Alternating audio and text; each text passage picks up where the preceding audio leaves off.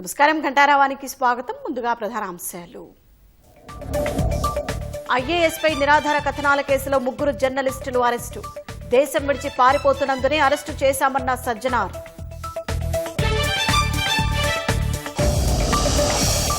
BRS పాలనలో దక్షిణ తెలంగాణ ఎండిపోయిందన్న కోమటిరెడ్డి. తమ పాలనలో అభివృద్ధికి పెద్దపీట వేస్తున్నామని ఉద్ఘాటన.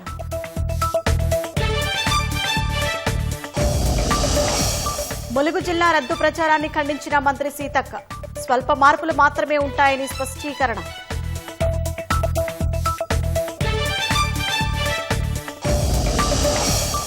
రాష్ట్రంలో అంబరాన్నంటిన భోగి వేడుకలు. ఊరువాడ ఉత్తరాయణానికి స్వాగతం పలికిన ప్రజలు.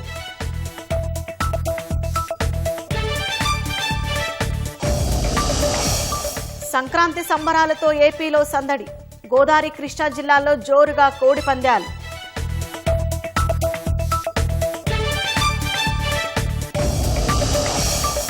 ఇరాన్లో అల్లర్ల వేళ భారత విదేశాంగ శాఖ అప్రమత్తం. తక్షణమే టెహ్రాన్ను వీడాలంటూ కేంద్రం అడ్వైజరీ జారీ.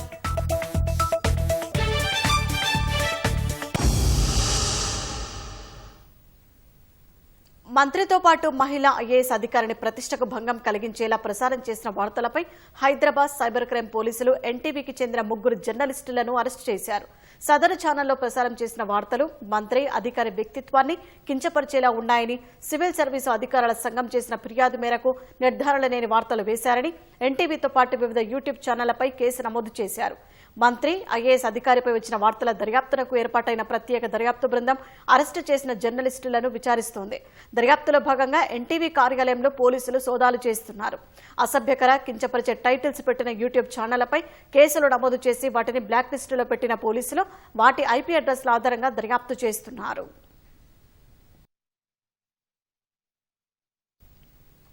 మరోవైపు జర్నలిస్టుల అరెస్టుల్ని హరీష్ రావు, కేటీఆర్ ఖండించారు. రాష్ట్రంలో కాంగ్రెస్ పాలన ప్రతి సందర్భంలోనూ ఎమర్జెన్సీని గుర్తు చేస్తోందని విమర్శించారు. వారికి నోటీసులు ఇచ్చి విచారణకు పిలిచే అవకాశమున్నా అర్ధరాత్రి వేళ జర్నలిస్టుల ఇళ్లకు వెళ్లడం ఖచ్చితంగా అతిగా ప్రవర్తించడమేనని ఆక్షేపించారు. అరెస్టు చేసిన జర్నలిస్టులను వెంటనే విడుదల చేయాలని వారు డిమాండ్ చేశారు. అర్ధరాత్రి జర్నలిస్టుల అరెస్టులు ప్రజాస్వామ్యంపై దాడిగా అభివర్ణించిన బీజేపీ రాష్ట్ర అధ్యక్షుడు రామచంద్రరావు మీడియాను భయపెట్టేలా కాంగ్రెస్ ప్రభుత్వ ధోరణి ఉందన్నారు. జర్నలిస్టులపైన దాడి మంచిది కాదన్న సిపిఐ నేత నారాయణ నిజాలు బయటకు రాకుండా అడ్డుకునే ప్రయత్నం జరుగుతుందని మండిపడ్డారు.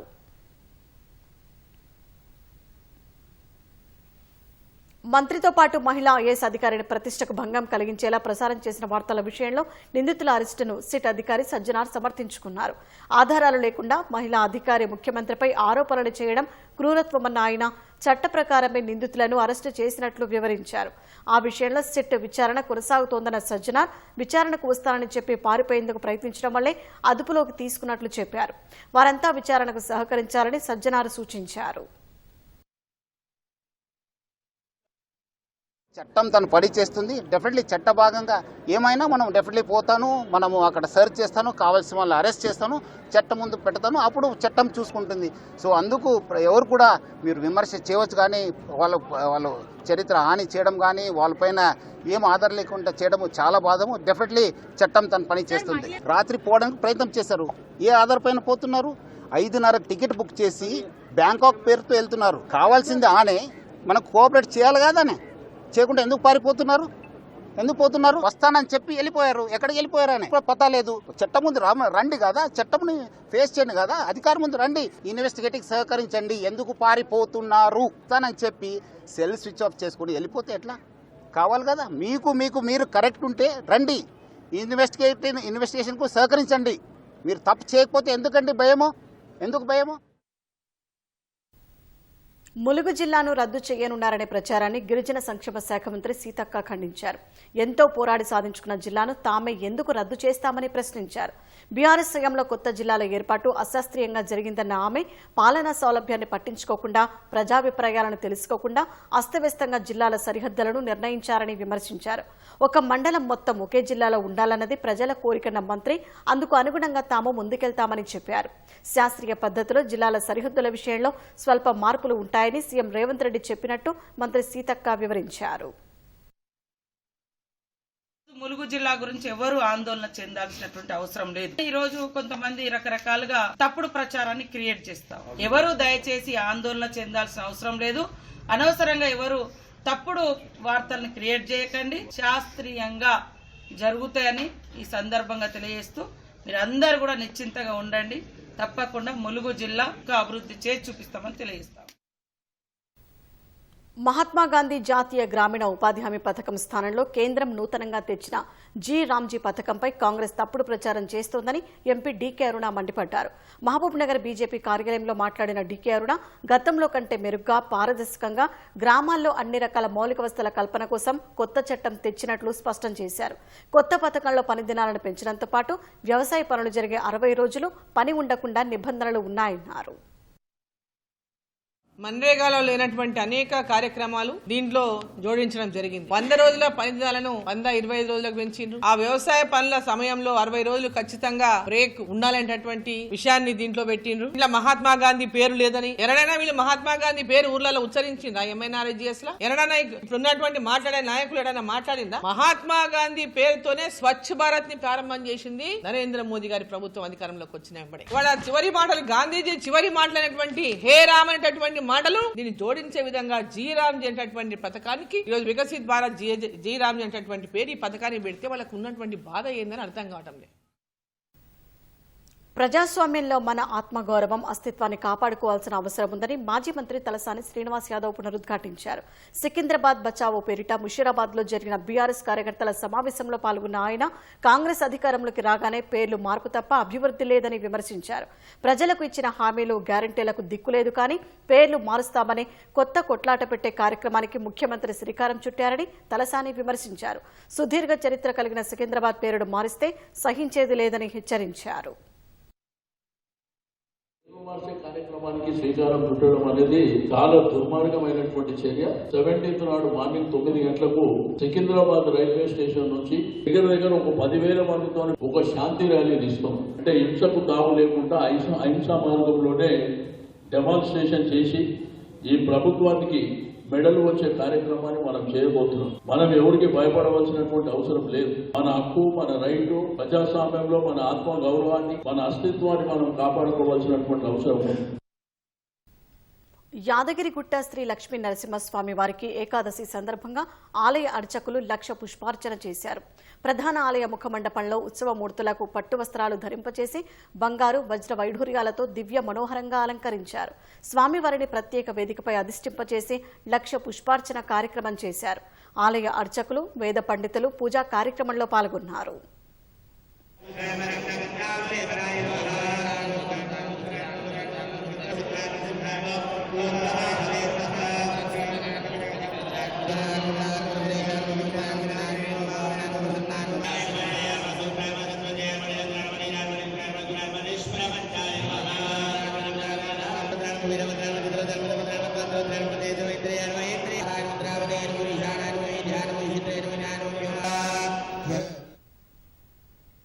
గంగోత్రి కాళికా పీఠాధిపతి శ్రీ శ్రీ శ్రీ నారాయణ మహాస్వామి శంకరాచార్యులు యాదగిరిగుట్టలోని శ్రీ లక్ష్మీ నరసింహస్వామి వారిని దర్శించుకున్నారు. ఆలయ నిర్మాణ శైలి అద్భుతంగా ఉందని, తెలుగు ప్రజలందరూ సంతోషంగా ఉండాలని కోరారు. ఈ సందర్భంగా ఆలయ అధికారులు తీర్థ ప్రసాదాలు అందించారు. ఎమ్మెల్యేలు మల్లారెడ్డి, మరి రాజశేఖర రెడ్డి కూడా స్వామివారిని దర్శించుకున్నారు. ఆలయ అర్చకులు ప్రత్యేక పూజలు నిర్వహించి ఆశీర్వచనం చేశారు. ప్రతి ఏడాది సంక్రాంతి పండుగ సందర్భంగా స్వామివారిని తప్పకుండా దర్శించుకుంటామని ఎమ్మెల్యే మల్లారెడ్డి అన్నారు.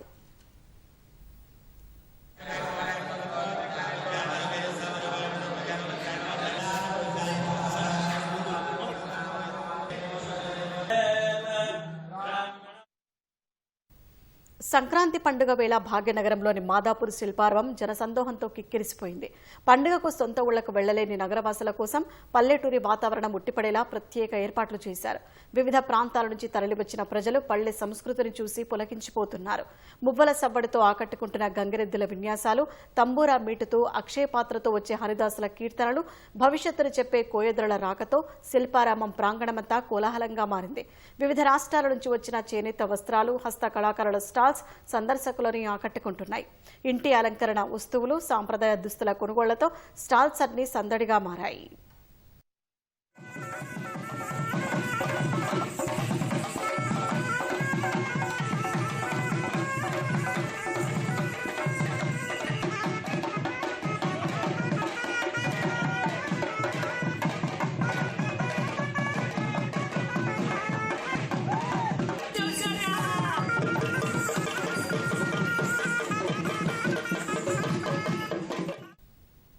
భోగి పండుగను పురస్కరించుకుని హైదరాబాద్లోని బల్కంపేట్ ఎల్లమ్మ ఆలయంలో అమ్మవారిని ఘనంగా అలంకరించారు. రేగి పండ్లు, చెరుకు గడలు, పువ్వులు, గాజులతో పాటు రకరకాల పండ్లతో విశేషంగా అలంకరించారు. అర్చకులు వేకువజాము నుంచే అమ్మవారికి ప్రత్యేక పూజలు, ధూపదీప నైవేద్యాలు, మంగళహారతులు నిర్వహించారు. అనంతరం భక్తులకు తీర్థ ప్రసాదాలు పంపిణీ చేశారు. భోగి పండుగ సందర్భంగా భక్తులు భారీ సంఖ్యలో వచ్చి అమ్మవారిని దర్శించుకున్నారు. మొక్కులు చెల్లించుకుంటున్న భక్తులతో ఆలయ ప్రాంగణం కిటకిటలాడింది. బ్రహ్మోత్సవాలలో భాగంగా హనుమకొండ జిల్లాలోని ఐనవోలు మల్లన్నను దర్శించుకోవడానికి భక్తులు భారీగా తరలివచ్చారు. మల్లికార్జున స్వామిని మంత్రి కొండా సురేఖ, ఎమ్మెల్యే నాగరాజు దర్శించుకున్నారు. భక్తులకు ఎలాంటి అసౌకర్యాలు కలగకుండా చూసుకోవాలని అధికారులను ఆదేశించారు. బాసర నుంచి భద్రాచలం వరకు అన్ని ఆలయాలకు ప్రత్యేక నిధులు కేటాయిస్తూ అభివృద్ధి పథంలోకి తీసుకెళ్తున్నామని తెలిపారు.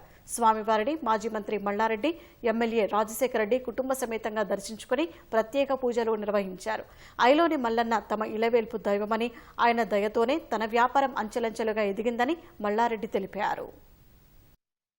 ఇక్కడ సంతానం లేని వారు, వివాహం ఆలస్యం అవుతున్న వారు ఇక్కడ స్వామివారి బండారి చల్లుకుంటే మరి వాళ్లకు ఆ కోరికలు తీరుతాయనేటువంటి ఒక నమ్మకం ఉన్నది. ఇప్పుడే ఎమ్మెల్యే గారు వారు చెప్పడం జరుగుతూ ఉంది. ఒక 2 కోట్ల నిధులు మాకు ఇచ్చినట్టయితే మేము కొన్ని రిపేర్స్ చేపించేటి ఉన్నవి, ఆ మండపం అది దాన్ని చేపించుకున్నామని చెప్పారు.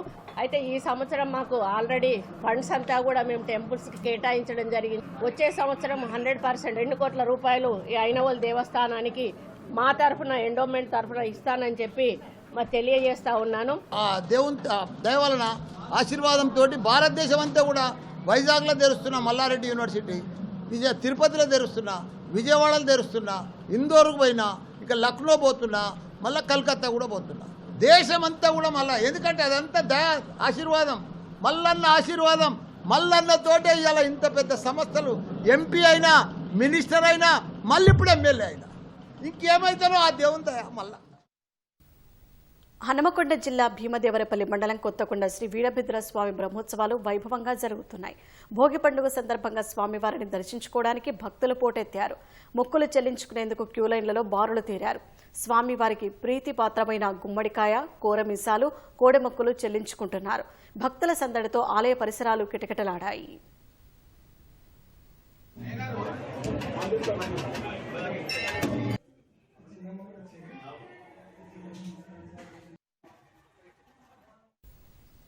ములుగు జిల్లా తాడవాయి మండల మేడారంలో గుడిమెలిగే పండుగను నిర్వహించారు. మహాజాతరకు 2 వారాల ముందు ఆడపడుచులంతా కలిసి ప్రత్యేక పూజలు నిర్వహిస్తారు. సమ్మక్క దేవత పూజా మందిరాన్ని పుట్టమన్నతో అలికి రంగురంగుల ముగ్గులతో అలంకరించడమే గుడిమెలిగే కార్యక్రమంలోని ముఖ్య ఘట్టం. ఆ కార్యక్రమంతో సమ్మక్క సారలమ్మ వనదేవతల మహాజాతర ప్రారంభమైనట్లుగా భావిస్తారు. జాతర ప్రారంభం నాటి నుంచి 4 వారాల పాటు ప్రత్యేక పూజలు నిర్వహిస్తామని అర్చకులు చెబుతున్నారు.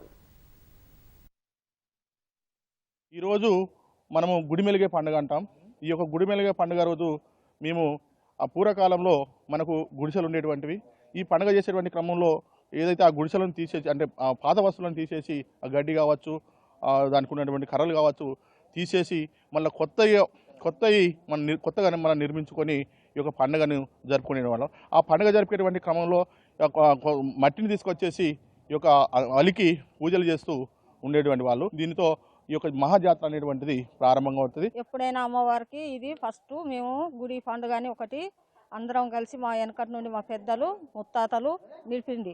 అప్పుడు మేము గడ్డి కొయ్యలు తెచ్చి మేము అమ్మవారికి గుడి కట్టేది. అందరం ఆడబిడ్డలం అందరం వచ్చి ఇంటికొకరం వచ్చి స్నానాలు చేసి పసుపు పెట్టుకొని, కుంకుమలు పెట్టుకొని, కంకణాలు కట్టుకొని జంగల్కి పోయి కట్టె గింట గడ్డి గింట కోసుకొచ్చి మేము గుడి ఈరోజు మేము పండుగ చేసుకుంటాము. సరికొత్త ఆశలతో రాష్ట్రవాసులు ఉత్తరాయణానికి స్వాగతం పలికారు. భోగి మంటల కాంతుల నడుమ సంక్రాంతి సంబరాలకు నాంది పలికారు. సకల భోగ భాగ్యాలను ప్రసాదించే భోగి పర్వదిన వేడుకలు ఊరువాడ ఘనంగా జరుగుతున్నాయి. తెల్లవారుజామునే చిన్న పెద్ద భోగి మంటల చుట్టూ చేరి అంతా మంచి జరగాలని ప్రార్థించారు.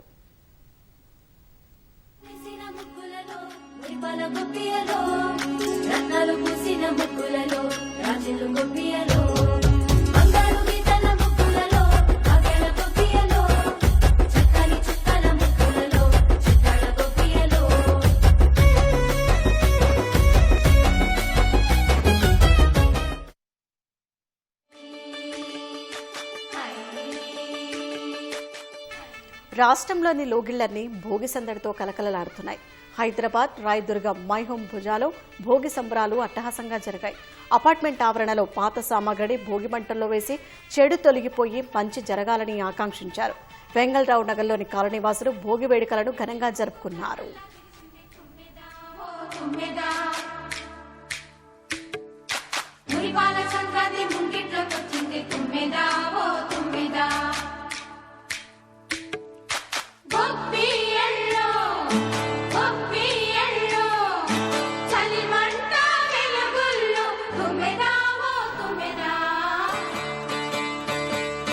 సంక్రాంతి వచ్చిందే తుమ్మెదా.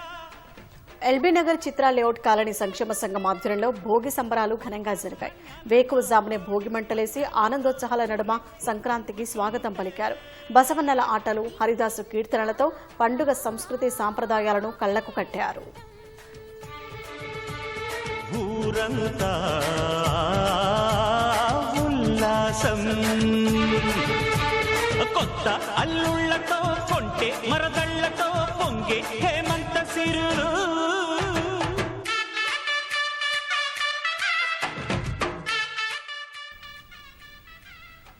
తెలంగాణ జాగృతి కార్యాలయంలో నాయకులు, కార్యకర్తలు భోగిమంటల చుట్టూ చేరి ఉత్సాహంగా నృత్యాలు చేశారు. గంగిరెద్దులకు పూజలు చేసి హరిదాసులకు భిక్ష ప్రదానం చేశారు.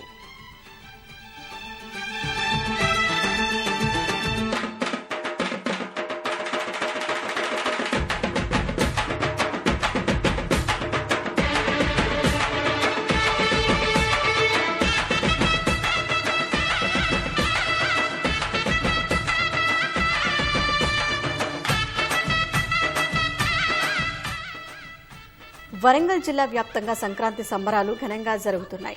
నగరంలోని బృందావనం అపార్ట్మెంట్ వాసులు భోగి మంటలు వేసి సందడిగా గడిపారు.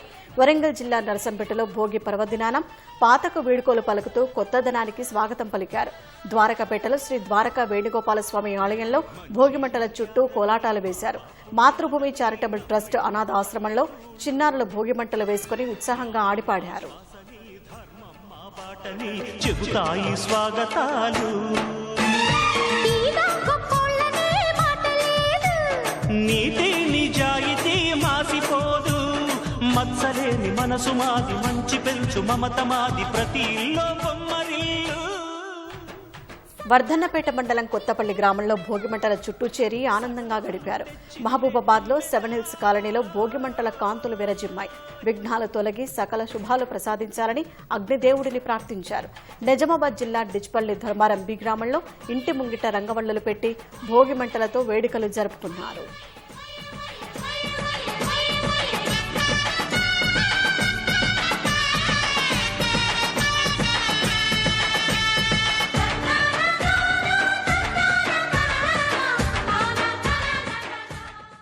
ఖమ్మం జిల్లా వ్యాప్తంగా భోగభాగ్యాలు ప్రసాదించాలంటూ భోగి పండుగను ఘనంగా జరుపుకుంటున్నారు. భోగి మంటల చుట్టూ చేరి ఆనందంగా గడిపారు. మధిరలో ఉప ముఖ్యమంత్రి భట్టి క్యాంపు కార్యాలయంలో భోగి వేడుకల్లో భట్టి విక్రమార్క సతీమణి నందిని పాల్గొన్నారు. కాంగ్రెస్ మహిళా నేతలు, నాయకులు ఉత్సాహంగా పాల్గొన్నారు. ఆజాద్ రోడ్, సుందరయ్య నగర్, ఉపాధ్యాయ కాలనీ, నారాయణ పాఠశాలలో వేడుకలు ఆద్యంతం ఉత్సాహంగా జరిగాయి.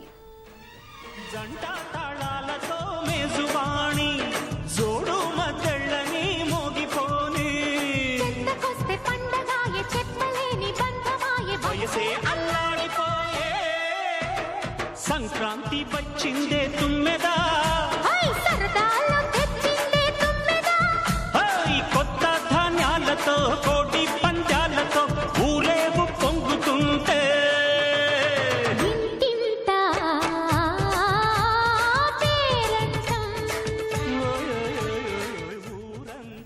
కరీంనగర్లోని పలు కాలనీల వాసులు కొత్త ఆశలతో ఉత్తరాయణానికి స్వాగతం చెబుతూ సంక్రాంతి సంబరాలకు నాంది పలికారు. జ్యోతినగర్లో నిర్వహించిన భోగి వేడుకల్లో చిన్న పెద్ద ఉత్సాహంగా పాల్గొన్నారు. జగిత్యాల జిల్లా మెట్పల్లి చైతన్యనగర్లో భోగి వేడుకల ఆనందోత్సాహాల నడుమ జరుపుకున్నారు. పెద్దపల్లి జిల్లా సుల్తానాబాద్లో హరిదాసుల సంకీర్తనలు, గంగిరెద్దుల విన్యాసాలు పండుగ శోభను కళ్లకు కట్టాయి.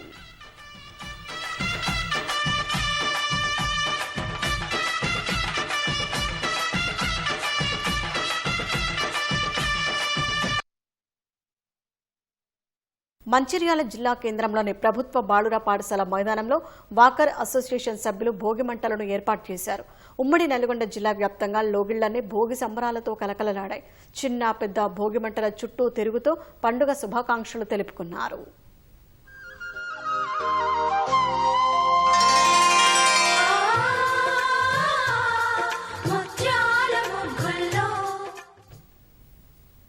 ఏపీలోని ఉమ్మడి పశ్చిమ గోదావరి జిల్లాలో కోడి పందాలు బాహటంగానే సాగుతున్నాయి. వందల సంఖ్యలో బరులు ఏర్పాటు చేశారు. తణుకు నియోజకవర్గంలో తేతలి, దువ్వ, తణుకు, ఇరగవరం, అత్తిలి మండలాల్లోని గ్రామాల్లో కోడి పందాలు జోరుగా సాగుతున్నాయి. పందెం రాయుళ్లు తమ అదృష్టాన్ని పరీక్షించుకుంటున్నారు. వేళల్లో పందాలు కాస్తున్నారు. కోడి పందాలకు తోడు గుండాట, కోతముక్కలు యథేచ్ఛగా జరుగుతున్నాయి. కాయ్ రాజా కాయ్ అంటూ పందాల నిర్వాహకుల పిలుపులతో బరులు కిక్కిరిసిపోయాయి. పందెం రాయుళ్లు కోడి పందాలు, గుండాట బోర్డుల చుట్టూ మూగిపోతున్నారు. పండుగ 3 రోజుల్లో పశ్చిమ గోదావరి జిల్లాలో సుమారు 200 కోట్ల రూపాయల చేతులు మారతాయని అంచనా వేస్తున్నారు. సంక్రాంతి సందర్భంగా పశ్చిమ గోదావరి జిల్లా భీమవరం, ఉండి నియోజకవర్గాల్లో కోడి పందాలు, పేకాట జోరుగా సాగుతున్నాయి. ఉదయం నుంచే పందెం రాయుళ్లు బరుల వద్దకు తరలివచ్చారు. కోడి పందాలతో పాటు పేకాట, గుండాట వద్ద పెద్ద ఎత్తున పందెం డబ్బు చేతులు మారుతోంది. దుర్గాపురం, గొల్లవానితిప్ప, తాడేరు, పెదామేరం, మహదేవపట్నం, గొల్లల కోడేరులో భారీగా కోడి పందాలు జరుగుతున్నట్లు సమాచారం.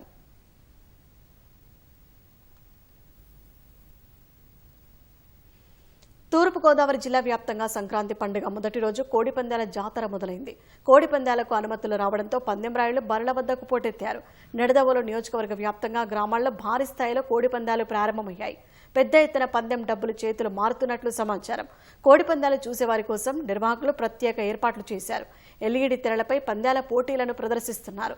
మహిళలు సైతం కోడి పందాలు తిలకించేందుకు పెద్ద ఎత్తున తరలివచ్చారు. కోడి పందాలతో పాటు గుండాటలు బాహాటంగా జరుగుతున్నాయి. ఈ 3 రోజుల్లో జిల్లా వ్యాప్తంగా 250 కోట్ల రూపాయలు పందెం డబ్బులు చేతులు మారతాయని అంచనా వేస్తున్నారు.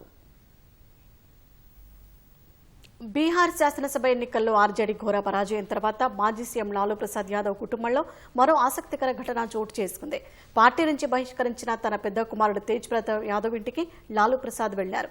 తేజ్ ప్రతాప్ ఆహ్వానం మేరకు మకర సంక్రాంతి సందర్భంగా దహీ చురా విందుకు లాలూ హాజరయ్యారు. మంగళవారం సాయంత్రం లాలూ ఇంటికి వెళ్లిన తేజ్ ప్రతాప్ యాదవ్ తండ్రిని, సోదరుడు తేజస్వి యాదవ్ను సంక్రాంతి విందుకు రావాలని ఆహ్వానించారు. అయితే లాలూ ఒక్కరే పెద్ద కుమారుడి ఇంటికి వెళ్లారు. బీహార్ గవర్నర్ ఆరిఫ్ మొహమ్మద్ ఖాన్ సైతం తేజ్ ప్రతాప్ ఆహ్వానం మేరకు వెళ్లి విందులో పాల్గొన్నారు. గతేడాది మే నెలలో పార్టీ నుంచి తేజ్ ప్రతాప్ను లాలూ ప్రసాద్ బహిష్కరించారు. బాధ్యతారాహిత్యమైన ప్రవర్తనతో కుటుంబ విలువలను పాటించడం లేదని విమర్శించారు. తర్వాత జనశక్తి జనతాదళ్ జేజేడీ పేరుతో పార్టీని ఏర్పాటు చేసిన తేజ్ ప్రతాప్ బీహార్ అసెంబ్లీ ఎన్నికల్లో పోటీ చేసినప్పటికీ ఆయన పార్టీ అభ్యర్థులు డిపాజిట్లు కోల్పోయారు. తేజ్ ప్రతాప్ ఇంటికి వెళ్లిన లాలూ విలేకరుల ప్రశ్నలకు సమాధానం ఇవ్వలేదు. మళ్లీ కుటుంబ సభ్యుల ఏకీకరణకు ఇదో సంకేతంగా విశ్లేషకులు భావిస్తున్నారు. దేశంలోని అత్యంత ధనిక corporation Brihan Mumbai municipal corporation సహా 29 నగరపాలక సంస్థలకు రేపు మహారాష్ట్రలో ఎన్నికలు జరగనున్నాయి. అయితే అందరి కళ్లు ముంబైపైనే నెలకొన్నాయి. బీజేపీ నేతృత్వంలోని అధికార మహాయుతి, ఠాక్రే సోదరుల ఉమ్మడి కూటమి మధ్య దేశ ఆర్థిక రాజధానిలో హోరాహోరీ పోరు జరగనుంది. మహారాష్ట్ర వ్యాప్తంగా 29 నగరపాలక సంస్థల్లో 893 వార్డులకు ఉదయం 7:30 నుంచి సాయంత్రం 5:30 వరకు పోలింగ్ జరగనుంది. అన్ని చోట్ల కలిపి మొత్తం 15,931 మంది అభ్యర్థులు బరిలో నిలవగా 3.48 కోట్ల మంది ఓటర్లు వారి భవితవ్యాన్ని ఈవీఎంలలో నిక్షిప్తం చేయనున్నారు. ముంబైలో 227 వార్డుల్లో 1,700 మంది అభ్యర్థులు బరిలో ఉన్నారు.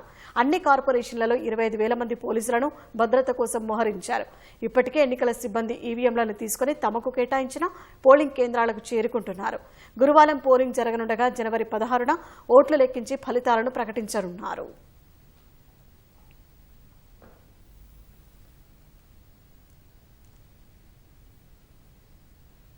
ఇరాన్లో చెలరేగిన అల్లర్లు తీవ్ర రూపం దాల్చడంతో ఆ దేశంలోని భారత రాయబార కార్యాలయం పౌరులను అప్రమత్తం చేసింది. ఇరాన్లో నివసిస్తున్న భారతీయులు వెంటనే ఆ దేశాన్ని విడిచి తిరిగి స్వదేశానికి రావాలని ఆదేశించింది. ఈ మేరకు అత్యవసర అడ్వైజరీ జారీ చేసింది. తాజా పరిణామాల దృష్ట్యా ఇరాన్కు ప్రయాణాలు మానుకోవాలని సూచించింది. భారత పౌరులు ప్రస్తుతం అందుబాటులో ఉన్న రవాణా మార్గాల ద్వారా ఇరాన్ను వీడాలని పేర్కొంది.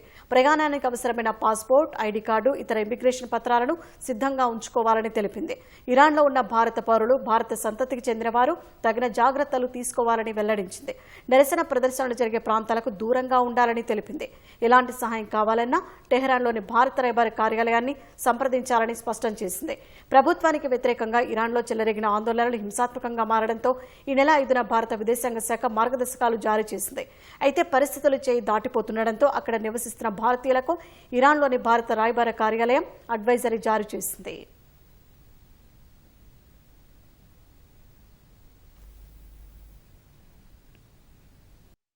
థాయిలాండ్లో కదులుతున్న రైలుపై క్రేన్ జారిపడి పెను ప్రమాదం జరిగింది.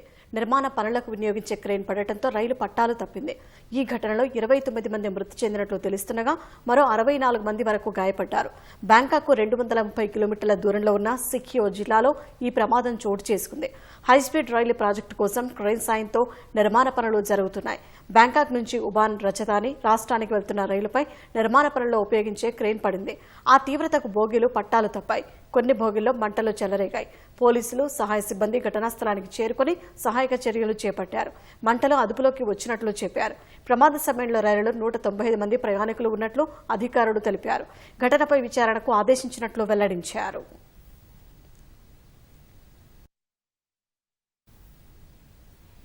ఇరాన్లో అల్లర్లు జరుగుతున్న వేళ ఆ దేశ న్యాయ విభాగం అధిపతి కీలక వ్యాఖ్యలు చేశారు. నిర్బంధంలో ఉన్నవారి విచారణను వేగవంతం చేసి ఉరిశిక్ష విధిస్తామని సంకేతం ఇచ్చారు. తమపై అమెరికా దాడి చేస్తే మధ్య ఆసియాలో ఉన్న అమెరికా సైనిక స్థావరాలపై దాడులు చేస్తామని ఇరాన్ హెచ్చరించింది. ఈ మేరకు మధ్య ఆసియాలోని అమెరికా మిత్రదేశాలకు సమాచారం ఇచ్చింది. మరోవైపు ఆందోళనలో మృతి చెందిన వారి సంఖ్య 2571కి చేరింది.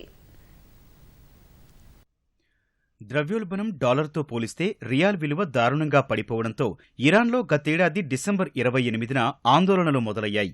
అవి క్రమంగా మారణహోమంగా మారాయి. ఆందోళనకారులను అణచివేసే క్రమంలో ఆ దేశంలో భారీ విధ్వంసమే చోటు చేసుకుంది. ఇరాన్ ఆందోళనలో ఇప్పటి వరకు 2571 మంది మృతి చెందినట్లు అమెరికా కేంద్రంగా పనిచేసే మానవ హక్కుల ఉద్యమకారుల వార్తా సంస్థ వెల్లడించింది. మృతుల్లో 2403 మంది ఆందోళనకారులు కాగా 147 మంది భద్రతా సిబ్బంది, ప్రభుత్వానికి చెందినవారు ఉన్నట్లు తెలిపింది. ఆందోళనతో సంబంధం లేని 12 మంది చిన్నారులు, 9 మంది పౌరులు చనిపోయినట్లు సదరు సంస్థ పేర్కొంది. ఇప్పటి వరకు 18,000 మందికి పైగా నిరసనకారులను భద్రతాధికారులు అరెస్టు చేశారు. ఈ ఘర్షణల్లో మరణాల సంఖ్య మరింత పెరగవచ్చని ఆందోళన వ్యక్తమవుతోంది. 1979 ఇస్లామిక్ విప్లవం తర్వాత ఇరాన్ పాలకులు ఎదుర్కొంటున్న అతిపెద్ద సవాల్ ఇదేనని అంతర్జాతీయ మీడియా పేర్కొంది.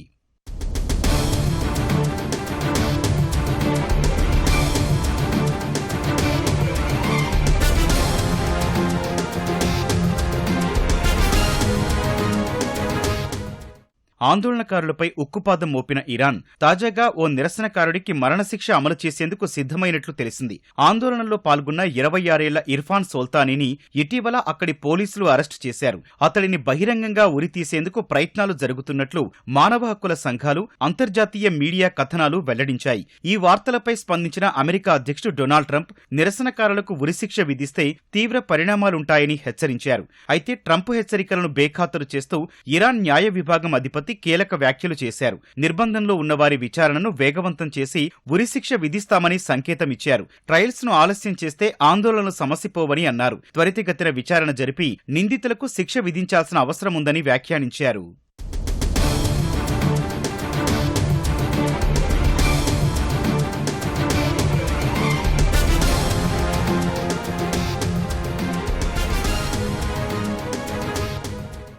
తాము జోక్యం చేసుకుంటామని అమెరికా అధ్యక్షుడు డొనాల్డ్ ట్రంప్ పదే హెచ్చరిస్తుండటంతో ఇరాన్, అమెరికా మిత్ర దేశాలతో చర్చలు జరుపుతోంది. జాతీయ భద్రతా మండలి సెక్రటరీ అలీ లరీజానీ ఖతార్ విదేశాంగ మంత్రితో మాట్లాడారని ఇరాన్ ప్రభుత్వ అధికారిక మీడియా తెలిపింది.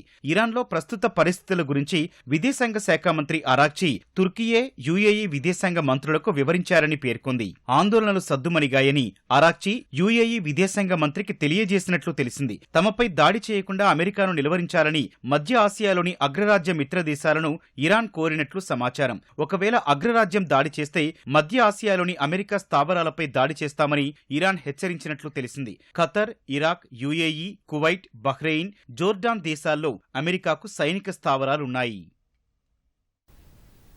అంతరించిపోతున్న హిమానీ నదాల జ్ఞాపకాలను భద్రపరిచేందుకు అంటార్కిటికాలో ఒక అద్భుతమైన ఐస్ శాంక్చురీ సిద్ధమైంది.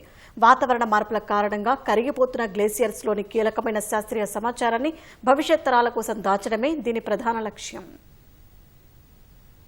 భూమి వేడెక్కుతోంది, మంచు పర్వతాలు కరిగిపోతున్నాయి. మన కళ్ల ముందే కోట్ల ఏళ్ల నాటి చరిత్ర నీరైపోతోంది. ఈ ప్రమాదాన్ని ముందే పసిగట్టిన శాస్త్రవేత్తలు రేపటి తరం కోసం భూమికి సంబంధించిన వాతావరణ జ్ఞాపకాలను భద్రపరిచేందుకు అంటార్కిటికా గడ్డపై ఒక వినూత్న ప్రయోగానికి శ్రీకారం చుట్టారు. అదే ఐస్ మెమరీ శాంక్చురీ.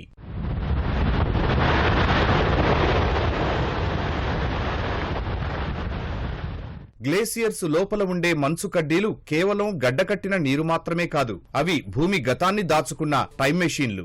వందల ఏళ్ల కిందట వాతావరణం ఎలా ఉండేది, గాలిలో కార్బన్ స్థాయి ఎంత వంటి వివరాలన్నీ ఈ మంచు పొరల్లో నిక్షిప్తమై ఉంటాయి. గ్లోబల్ వార్మింగ్ వల్ల ఇవి కరిగిపోతే ఆ డేటా శాశ్వతంగా తుడిచిపెట్టుకుపోతుంది. అందుకే ఐస్ మెమరీ ఫౌండేషన్ ప్రపంచవ్యాప్తంగా అంతరించిపోయే ప్రమాదం ఉన్న హిమానీ నదాల నుంచి మంచు దిమ్మెలను సేకరించి వాటిని అంటార్కిటికాలోని సహజమైన ఫ్రీజర్లలో భద్రపరుస్తోంది.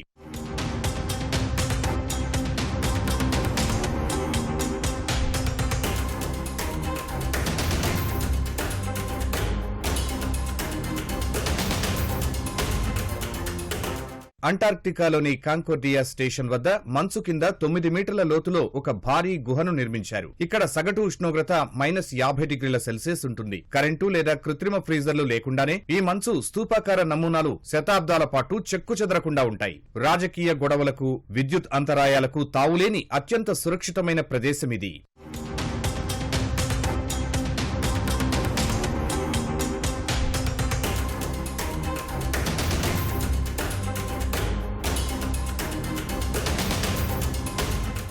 ముప్పై నుంచి 50 ఏళ్లలో ఆల్ప్స్, టిబెట్ పీఠభూమి, దక్షిణ అమెరికాలోని చాలా గ్లేసియర్స్ కనుమరుగవుతాయి. అవి పూర్తిగా కరిగిపోకముందే వాటిని సేకరించి భద్రపరచడం తమ బాధ్యత అని Ice Memory Foundation vice president professor Carlo Barbante పేర్కొన్నారు. మనం కేవలం నీటి వనరులనే కాదు, మన గ్రహానికి సంబంధించిన జ్ఞాపకాలను కూడా కోల్పోతున్నామని ఆయన హెచ్చరిస్తున్నారు. భవిష్యత్తులో మంచు లేకుండా గతంలో వాతావరణం ఎలా ఉండేది, వాతావరణ కూర్పు ఎలా ఉండేది అనే విషయాలను పునర్నిర్మించలేమని శాస్త్రవేత్తలు అభిప్రాయపడుతున్నారు. అందుకే ఆ సమాచారాన్ని భద్రపరచడం చాలా ముఖ్యమని చెబుతున్నారు. మంచు దిమ్మెలను ప్రత్యేక కంటైనర్లలో ఉంచి లారా బాసి అనే ఇటాలియన్ రీసెర్చ్ వెసల్ ద్వారా 1000 కిలోమీటర్ల సముద్ర ప్రయాణం అనంతరం అంటార్క్టికాకు తరలిస్తారు.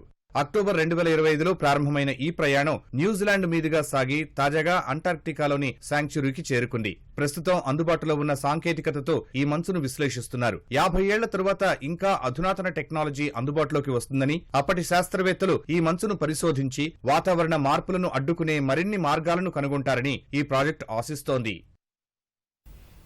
ఉగ్రవాదాన్ని అరికట్టడంలో కెనడా 40 ఏళ్లుగా విఫలమవుతూనే ఉందని ఆ దేశ భారత హైకమిషనర్ దినేష్ పట్నాయక్ అన్నారు. అందువల్లే భారత్ వ్యతిరేక కుట్రలకు ఒట్టావా కేంద్రంగా మారుతోందని విమర్శించారు. ఓ స్థానిక మీడియా సంస్థకి ఇచ్చిన ఇంటర్వ్యూలో మాట్లాడిన దినేష్ పట్నాయక్ కెనడా ప్రభుత్వం తీరుపై మండిపడ్డారు. ఎయిర్ ఇండియా బాంబు దాడి కేసులో ఇప్పటి వరకు దర్యాప్తు కొలిక్కి రాలేదని, ఇది కెనడా అసమర్థతకు నిదర్శనమని ఎద్దేవా చేశారు. ఈ సందర్భంగా ఖలిస్తానీ ఉగ్రవాది హర్దీప్ సింగ్ నిజ్జర్ హత్యలో భారత్ ఏజెంట్ల ప్రమేయముందన్న ఆరోపణలను దినేష్ తీవ్రంగా ఖండించారు. ఆధారాలు చూపకుండా భారత్పై నిందలు వేయడం సరికాదన్నారు. నిజ్జర్ హత్య కేసుకు సంబంధించి కెనడాలో 4 వ్యక్తులపై కేసు నమోదైందని, ఇప్పటి వరకు భారత ప్రభుత్వంపై ఎలాంటి అభియోగాలు లేవని దినేష్ పట్నాయక్ స్పష్టం చేశారు. ఈ కేసుల చట్టం తన పని తాను చేసుకుపోతుందని తెలిపారు. ఉగ్రవాద అంశంపై భారత్ లేవనెత్తినప్పుడు తమకు ఆధారాలు చూపాలని కెనడా డిమాండ్ చేస్తోందన్న దినేష్, ఈ విషయంలో కెనడా ద్వంద్వ ప్రమాణాలను పాటిస్తోందన్నారు. మరోవైపు భారత్తో దౌత్యపరమైన సంబంధాలు బలోపేతం చేసుకోవడంపై కెనడా ప్రయత్నిస్తున్న తరుణంలో దినేష్ పట్నాయక్ చేసిన వ్యాఖ్యలు ప్రాధాన్యం సంతరించుకున్నాయి. ఐసీసీ వన్డే బ్యాటర్ ర్యాంకింగ్లో భారత స్టార్ క్రికెటర్ విరాట్ కోహ్లీ మరోసారి అగ్రస్థానాన్ని దక్కించుకున్నాడు. వడోదర వేదికగా న్యూజిలాండ్తో జరిగిన 3 మ్యాచ్ల సిరీస్లోని తొలి మ్యాచ్లో అర్ధ సెంచరీ సాధించిన తర్వాత కోహ్లీ మొదటి స్థానాన్ని అందుకున్నాడు. 2021 జులై తర్వాత తొలిసారిగా ఐసీసీ వన్డే బ్యాటర్ల ర్యాంకింగ్లో మొదటి స్థానాన్ని కోహ్లీ అందుకున్నాడు. ఈ ర్యాంకింగ్లో న్యూజిలాండ్ ఆటగాడు డారిల్ మిచెల్ 2వ స్థానంలో నిలవగా, టీమిండియా మాజీ కెప్టెన్ రోహిత్ శర్మ 3వ స్థానంలో ఉన్నాడు. వన్డే కెప్టెన్ శుభ్మన్ గిల్ 5వ స్థానాన్ని దక్కించుకోగా, శ్రేయస్ అయ్యర్ టాప్ 10లో ఉన్నాడు. ఇరాన్ అమెరికా మధ్య తాజా ఉద్రిక్తతల నేపథ్యంలో దేశీయ స్టాక్ మార్కెట్లు వరుసగా 2వ రోజు నష్టాల్లో ముగిశాయి. క్రితం సెషన్లో 250 పాయింట్లు క్షీణించిన సెన్సెక్స్ ఇవాళ మరో 245 పాయింట్లు పతనమైంది. క్రితం ముగింపు కంటే 270 పాయింట్ల నష్టంతో 83,358 వద్ద ఈ ఉదయం బీఎస్ఈ సూచీ ప్రారంభమైంది. ఆరంభంలోనే తీవ్ర అమ్మకాల ఒత్తిడితో 83,185 పాయింట్ల కనిష్ట స్థాయికి సూచీ పతనమైంది. మదుపరులు ఆచితూచి స్పందించడంతో ఆద్యంతం సెన్సెక్స్ తీవ్ర హెచ్చుతగ్గులకు లోనైంది. ఈ ఈ క్రమంలో 83,810 పాయింట్ల గరిష్ట స్థాయిని తాకిన సూచీ చివరకు 83,383 వద్ద స్థిరపడింది. జాతీయ స్టాక్ ఎక్స్చేంజ్ సూచీ నిఫ్టీ 67 పాయింట్లు తగ్గి 25,666 వద్ద ముగిసింది. వన్ కళ్యాణ్ క్రియేటివ్ వర్కర్స్తో ప్రముఖ నిర్మాణ సంస్థ పీపుల్ మీడియా ఫ్యాక్టరీ చేతులు కలిపింది. ఆ రెండు సంస్థలు కలిసి ప్రేక్షకులను సరికొత్త చిత్రాలను అందించేందుకు సిద్ధమవుతున్నాయి. గతంలోనే ఆ సంస్థల మధ్య కథలకు సంబంధించిన చర్చలు జరిగాయి. ఈ మేరకు పవన్ కళ్యాణ్, నిర్మాత టీజీ విశ్వప్రసాద్ ప్రత్యేకంగా సమావేశమై రాబోయే ప్రాజెక్టులపై చర్చించారు. ప్రేక్షకులకు బలమైన, అర్థవంతమైన, ప్రభావవంతమైన కంటెంట్ను అందించేందుకు పవన్ కళ్యాణ్ నిర్మాణ సంస్థతో కలిసి పనిచేయడం గౌరవంగా భావిస్తున్నట్లు తెలిపారు. పవన్ కళ్యాణ్కు విశ్వప్రసాద్ ప్రత్యేక కృతజ్ఞతలు తెలిపారు. ఖైదీ, విక్రమ్, కూలీ చిత్రాలతో తమిళనాట అగ్ర దర్శకుడి జాబితాలో చోటు దక్కించుకున్న లోకేష్ కనకరాజుతో అల్లు అర్జున్ తదుపరి చిత్రం ఖరారైంది. అల్లు అర్జున్ నటిస్తున్న 23వ